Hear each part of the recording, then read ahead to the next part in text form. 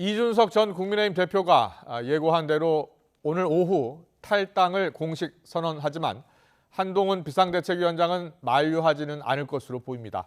비대위 구성 작업에 주력하고 있는 한 위원장은 서민에 대한 선의를 가진 비정치인 위주로 인선하겠다라는 뜻도 밝혔습니다. 국회 취재기자 연결합니다. 박규환 기자. 네, 국회입니다. 이준석 전 대표의 탈당 동력이 떨어진 것 아니냐라는 관측도 있었는데요. 일단 예정된 정치 행보를 이어가기로 했죠. 네, 그렇습니다. 국민의힘 이준석 전 대표는 잠시 뒤 오늘 오후 3시 예고했던 대로 탈당을 공식 선언합니다. 12년 전 박근혜 비상대책위원으로 정치에 입문한 날 여러 차례 지역구 선거에서 고배를 마셨던 서울 노원구의 한 식당에서 기자회견을 여는 겁니다. 한동훈 비대위 체제가 주목을 받으면서 이 전 대표의 탈당과 신당 창당의 동력이 떨어졌다는 분석도 나왔는데요. 하지만 이 전 대표는 자신이 요구했던 윤석열 정부의 국정운영 기조 전환이 없다고 보고 당을 떠나 새로운 길을 모색하기로 한 것으로 보입니다. 어제 취임한 한동훈 비대위원장은 오늘 국회로 출근했는데요. 이준석 전 대표를 만류할지에 대해선 만날 계획이 없다던 어제 발언에 모든 답이 있다며 사실상 설득 의사가 없음을 거듭 확인했습니다. 또 비대위원 인선과 관련해서도 서민에 대한 선의를 상징하는 비정치인이라는 기준을 제시했는데요. 직접 들어보시겠습니다.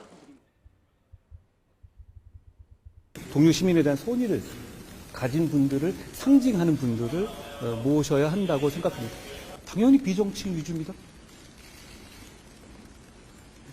정치인 위주로 할 거라면 제가 이 자리에 여기 나와 있는 게 이상한 일이죠. 한 위원장은 늦어도 오는 29일 전국이 의결을 목표로 비대위원 인선 작업에 속도를 낼 것으로 보입니다. 이와 별개로 수락연설에서부터 거세게 비판했던 민주당 이재명 대표를 조만간 예방할 것으로 예상됩니다. 민주당 소식도 알아보겠습니다. 신당 창당을 준비하는 이낙연 전 대표, 김부겸 전 총리를 만나서 설득했던 사실이 알려졌다고요? 네, 그렇습니다. 이낙연 전 대표는 사실상 이재명 대표의 사퇴와 통합 비대위 구성을 요구하며 연말을 시한으로 못 박았습니다. 하지만 이 대표와 지도부가 수용하기 어려운 조건인 만큼 이 전 대표가 신당 창당 수순에 접어들었다는 분석이 많습니다.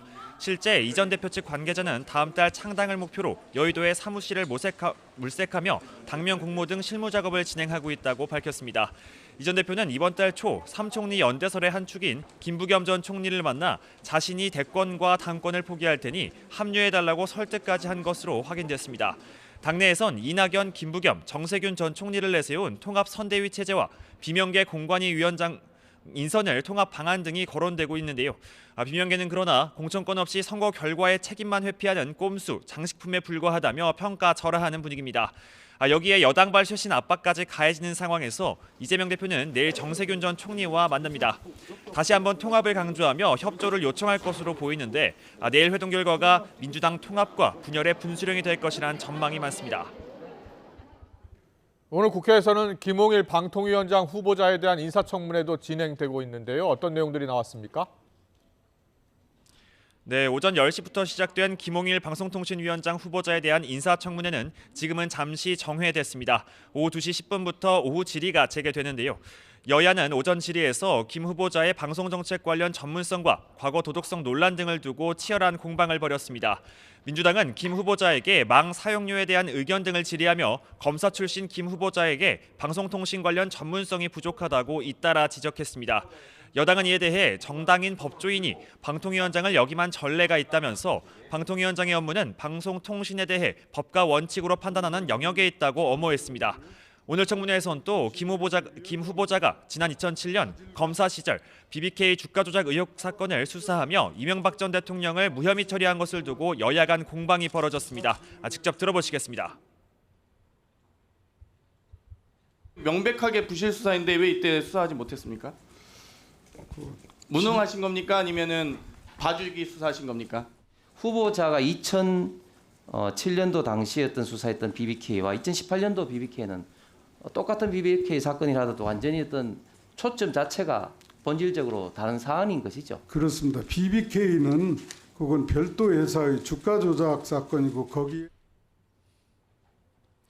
이 밖에 김 후보자가 검사 퇴직 뒤 대기업 사회이사를 지내며 오너가의 변호사로 선임돼 이해충돌 소지가 있다는 의혹과 유관기관인 방송통신심의위원회의 민원 사주 의혹 등을 놓고도 신경전이 펼쳐지고 있습니다. 지금까지 국회에서 YTN 박견입니다.